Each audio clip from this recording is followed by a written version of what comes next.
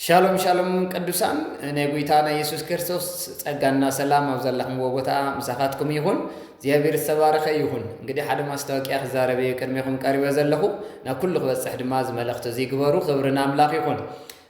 ማዝያ ዕለት 10 ዓርብ ስቕለት ማለት እዩ። ማዝያ ዕለት 10 ልክዕ ሰዓት 9 ጀሚሩ ኣብ ቤተ ክርስቲያንና 03 ሙሉ ወንጌል ቤተ ክርስቲያን ፍሉይ መደብ ተዳሊልኩም ኣሎ። ስለዚ ኣብዚ ፕሮግራም እዚ ሰዓት 9 ተረኺብኩም ሓቢርኩምና ምሳና ንጎይታ ብመዝሙር ብኣምልኾ ክነምስግኖ ክነኽብሮ ልዕል ክነብሎ ኢና።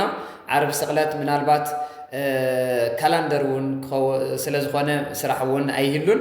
ስለዚ ኩላትና ኣብ ሰዓትና ሰዓት 9 ተራኺብና ንጎይታ ክነምልኾ ኢና። ሰፊሕ ግዜ ወሲድና ቃል ኣምላኽ እውን ብሓይልን ብስልጣንን ክስበኽ ክብርና ኣምላኽ ይኹን። ናይ እግዚአብሔር ቃል ልዕሊ ኩሉ ሓይሊ ዘለዎ ዓቕሚ ዘለዎ ናይ እግዚአብሔር ቃል ዝደለዮ ዘስልጥ ዝደለዮ ዝገብር ቃል እዩ። ናይ እግዚአብሔር ቃል ኣሕዋተይ ምንም ዓይነት ኣብ ቅድሚ ቃል እግዚአብሔር ጠጠው ክብል ዘይኽእል ኩሉ ከምብርክኽ ዝኽእል ኩሉ ክገዝእ ዝኽእል ናይ ምንቃል ናይ ምትካል ስልጣንን ዓቕምን ዘለዎ ናይ ዘላለም ህይወት ዝህብ ቃል እግዚአብሔር ቃሉ በሓይልን ብስልጣንን ክስበኽ እዩ ክእወጅ ክብርን ጎይታ ይኹን። በርግፀኝነት የዝብለኩም እግዚአብሔር ሓድሽ ነገር ኣብ ህይወትና ክገብር እዩ። ስለዚ ማዝያ ዕለት 10 ልክዕ ሰዓት 9 ኩላትና ንራኸብ። ሓድሽቲ ሰባት እውን እናዓደምኩም ምፁ ከምኡ እውን ንዕርኽትኩም እናጋበዝኩም ምፁ ክብርን ኣምላኽ ይኹን። እግዚአብሔር ዝሃበኒ መልእኽቲ ቃል እግዚአብሔር ከገልግለኩም እየ ቃሉ ክንካፈል ኢና። እግዚአብሔር ድማ ንብዙሓት ሓራም ውፃእ ንዝተጨቆኑ ሓራም ውፃእ ተስፋን ዝቆረፁ እንደገና ተስፋኦም ዝልምልማሉ ግዜ ክኸውን እዩ። በርግፀኝነት የዝብለኩም እዚ ጎይታ ትማል ይሰርሕ ነይሩ ሎሚ እውን ይሰርሕ ንዘለኣለም እውን ክሰርሕ ኣሕዋተይ። ምክንያቱ ቃል ኣምላኽ ሕያው ስለ ዝኾነ ኣሚንና እንድሕር ዳ መፂና ርግፀኛ እየ ብእምነት እምነት ናብ ሰብ ዘይኮነ እምነትና ኣብ እግዚአብሔር ጌርና ክንመጽእ ከለና እግዚአብሔር ድማ ከም እምነትና መጠን ኣብ ህይወትና ክግለጽን ክሰርሕን እዩ። ናይ እግዚአብሔር ስም ብሩኽ ይኹን። ሓደ ቃል ኣምላኽ ካብ ቃል እግዚአብሔር መልእኽቲ ከካፍለኩም ሉቃስ ወንጌል ምዕራፍ 13 ካብ ፍቕዲ 10 ጀሚሩ ከምዚ ዝብል ቃል እግዚአብሔር ኣሎ። ጌታ ኢየሱስ ክርስቶስ ሓንቲ ዝገወጠት ሰበይቲ ብሰንበት መዓልቲ ከመይ ገይሩ ከም ዝሐውያ ይዛረብ። ኢየሱስ ብሰንበት ኣብ ሓንቲ ቤት ጸሎት ኣይሁድ ኮይኑ እናመሃሮም እንተሎ እንሆ 18 ዓመት ርኩስ መንፈስ ዘድከማ ሰበይቲ ነበረት። ስለ ዝጎበጠት እውን ፈጺማ ክትቀንዕ ኣይትኽእልን ነበረት ይብለና። ኣሕዋተይ ጎይታ ኢየሱስ ክርስቶስ ኣብ ቤት ጸሎት ኣይሁድ ኣትዩ እናመሃረን ሃለወ ቃል እግዚአብሔር እናመሃረን ሃለወ። ብዘግርም መንገዲ ኣብቲ ውሽጢ ቤት ጸሎት ከዓ ን18 ዓመት ናይ ድኻም መንፈስ ዝሓደራ ወይ ከዓ ኣጋንንቲ ብድኻም ዝኣሰራ ሰበይቲ ፈጺማ ክትቀንዕ ዘይትኽእል ን18 ዓመት ኣብ ጎቢጣ ክትከይድ ደኒና ክትከይድ ክትቀንዕ ዘይትኽእል ሰበይቲ ኣብዚ ማእኸል እዚ ነይራ።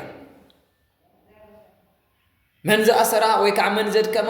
ሰይጣን ዘድከማ ሰይጣን ዝኣሰራ ንነዊሕ ዓመት ን18 ዓመት። ብጣዕሚ ዝገርም ነገር እንታይ ይብል ሽዑ ኢየሱስ ምስ ረአያ ይብል።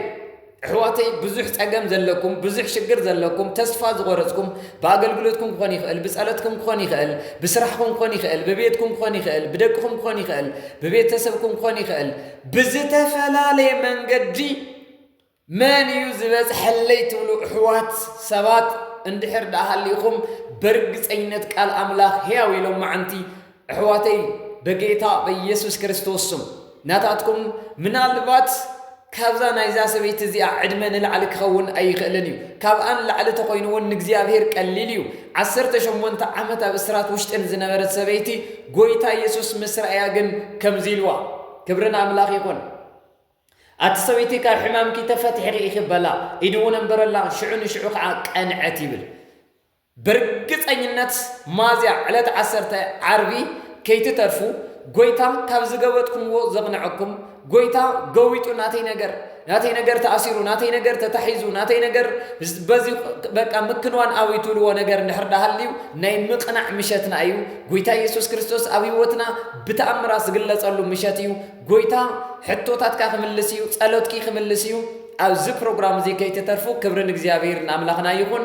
ስለዚ ኣሕዋተይ ምናልባት نزي سمع سوات ون الناس معكم إن عدمكم حبيركم نجزابير تصقى نجزابير كبر من تتكافلوا نبزح سوات ون نعدمكم مزو بفلاي حدش سوات ون قويتا يسوع كريستوس كم قلي مدحنيتهم غيرهم زي تقبلوا سوات ون نعدمكم مزو قويتا زقرم جزي خبنا أيو كبر كله نتي ناي قويتا ناي نجستات نجس زخانة يسوع يكون كبرنا أملاقنا يكون يسوع كريستوس قويتا أيو تباركوا كتقنعوا إيهم كن قنعنا ناي مقنع زمننا أيو كم مندري كم قلسب كم بيتسب ناي مقنع زمننا أيو زيابير يباركم شالوم